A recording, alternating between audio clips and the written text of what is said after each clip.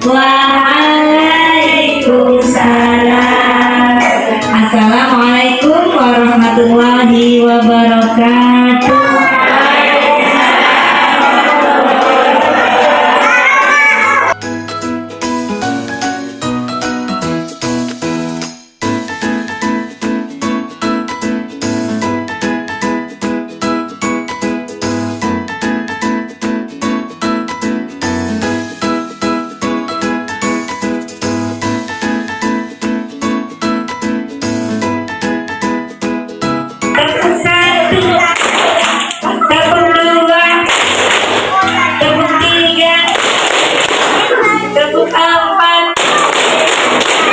Namanya masuk PK lagi. Tepuknya banyak.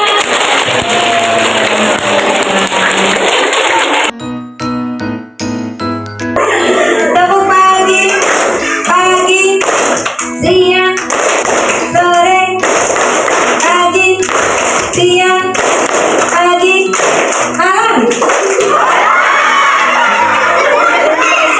Yang bagian itu nggak boleh duduk, yang lain duduk.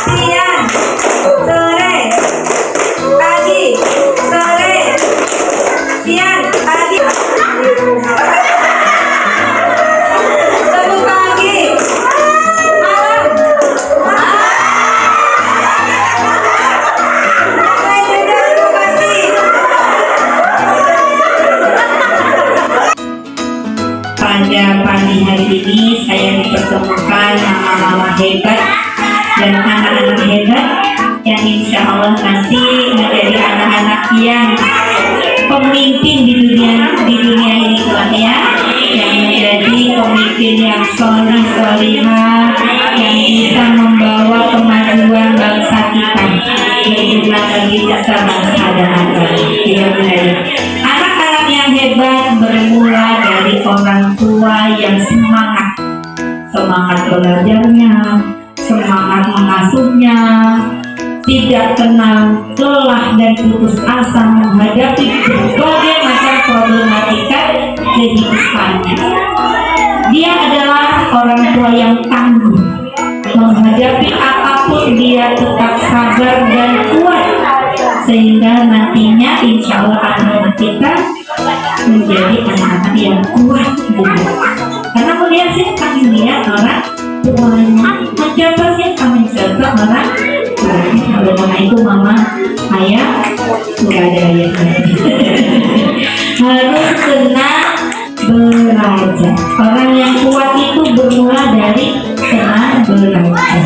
Kalau misalnya kita sendirian menghadapi problem, terkadang kita kan pikirannya pendek. Ya benar ya, pendek. Nah, segera keluar dan cari lingkungan yang positif, lingkungan yang baik, sehingga nanti kita kuat lagi, semangat lagi, gitu ya mama ya.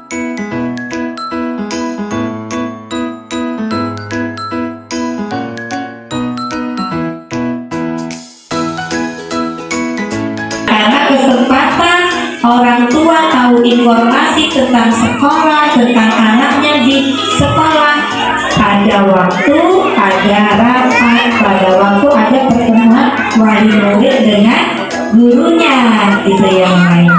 Jadi harus berusaha untuk menghadiri pertemuan-pertemuan yang dilaksanakan di sekolah. Jadi kalau mama ingin jadi orang tua hebat, pertama ikutin peran aktif di sekolah. Nah ini termasuk mama-mama sekarang hadir, berarti mama yang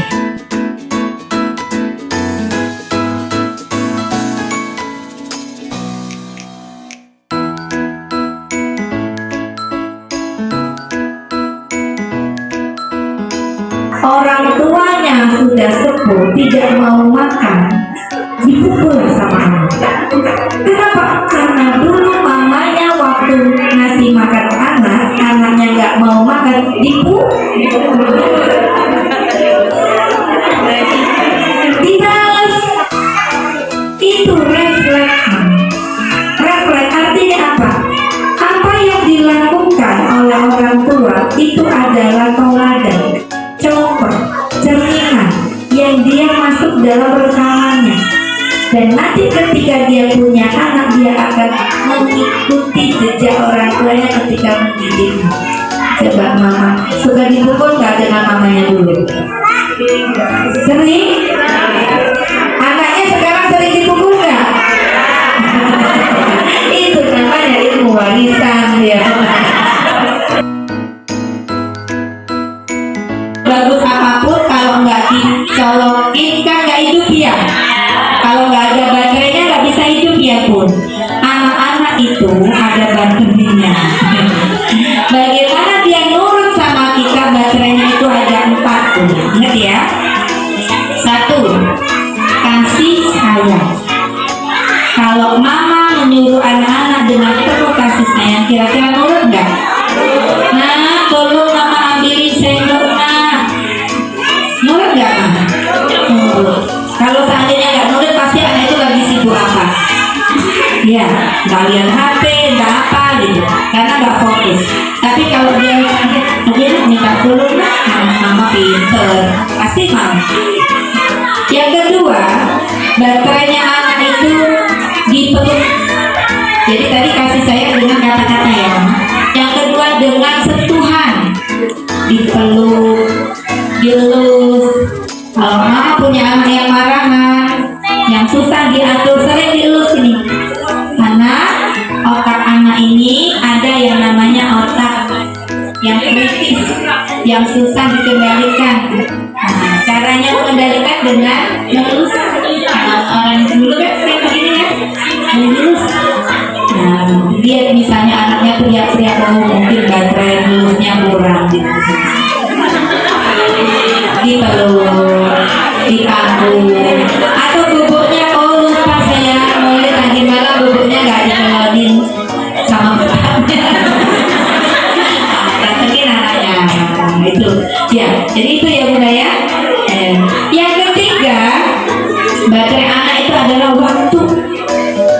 Banyak orang tua ada, tapi waktu mendengarkan cerita anak nggak ada. Sering nggak? Anaknya ada, tapi main sendiri, ibunya main sendiri. Anaknya pegang HP, ibunya pegang HP. Anaknya mau cerita dari sekolah mama, iya, tapi kerjaan yang lain. Anak itu butuh didengarkan. Anak itu butuh didengarkan, ya mama ya, dihargai. Nah, jadi mama harus ada waktu mendengarkan dia, ada waktu memberikan perhatian ke dia. Ya mama ya, jangan sampai anak lebih cinta kepada HP daripada kepada mama. Bangun tidur yang dicari mama apa? HP.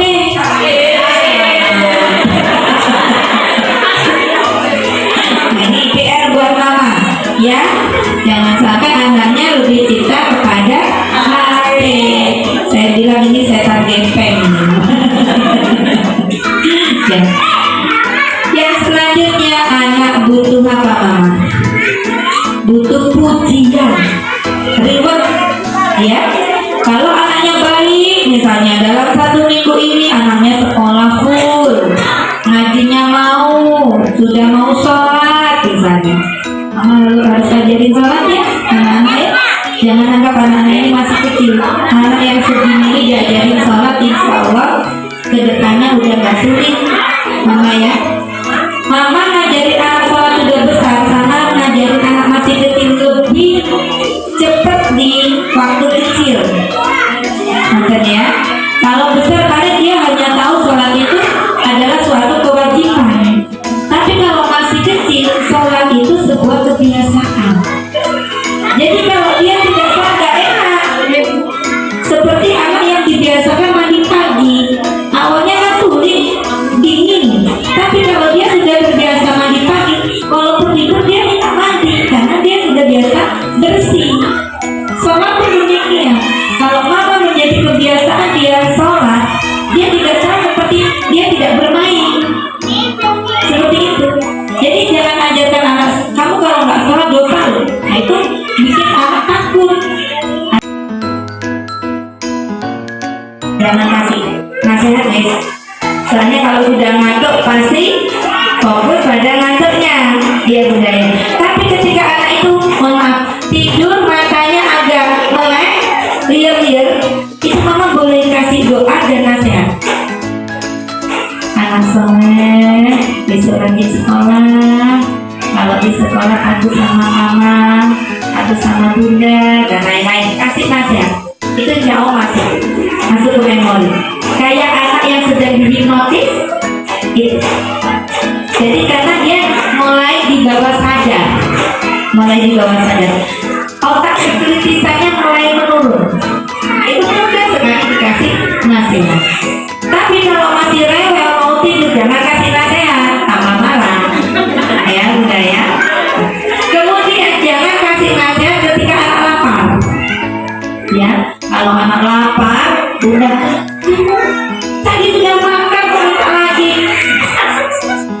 Gimana kok aku lapar? Ibu uangnya tinggal sedikit. Ibu kasih nasihat, bahkan ibu curhat sama anak. Ibu kan anaknya nggak bener. Yang penting aku makan. Yang terakhir, Nabi alaihi salatu wassalam, mana halawalidun waladahu afdalu min adabil hasani.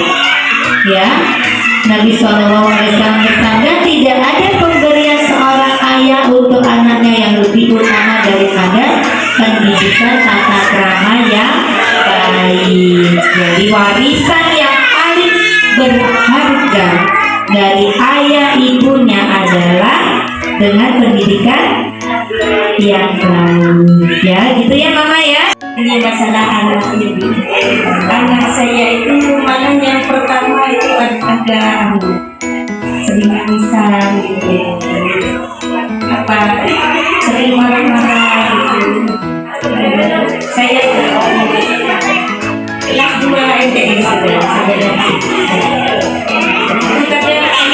selalu kalau saya marah-marah sampai baca istighfar.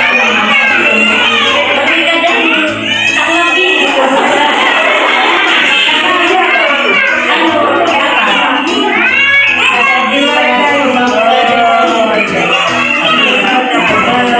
tak lebih gimana caranya mendidik anak yang seperti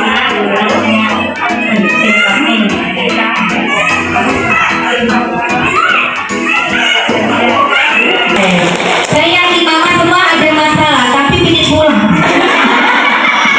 Iya, gini bunda, anak-anak itu memang punya perkembangan sesuai usia. Jadi usia itu mempengaruhi perkembangan fisik dan psikologinya.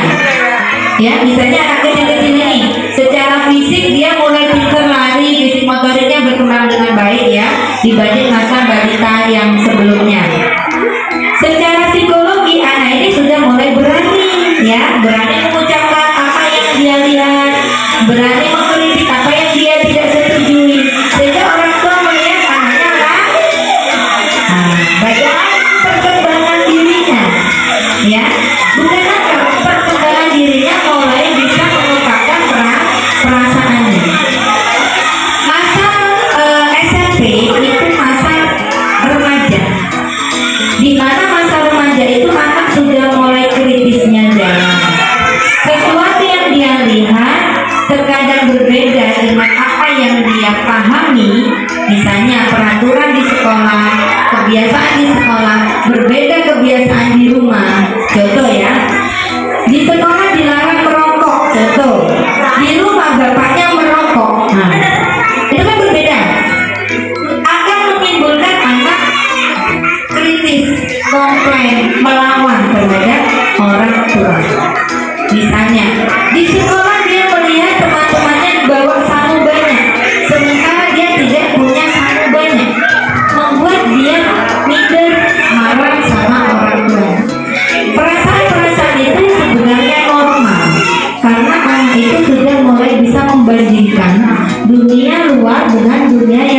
alami. Oleh karena itu, ketika mendidik anak-anak ini, kita harus memposisikan sebagai sahabat, tidak lagi menjadi orang tua yang comot-comot di anak jalan gitu ya. Mungkin itu bisa berlaku pada waktu anak TK dan SD, tapi pada waktu anak remaja dibilang dia seperti sahabat. Kalau anak itu mungkin marah-marah, anak itu diam, pemurung, nggak jelas dan lain dan sebagainya, mama kembali lagi ke tadi 4. Apakah baterainya sudah terpenuhi? Kasih sayangnya, waktunya, perhatiannya, sama rewardnya, pujian. Nah ini kita kembalikan Bapak. Saya selalu ingat ini. Selain yang kelima ini doa ya, doa yang tidak terputus.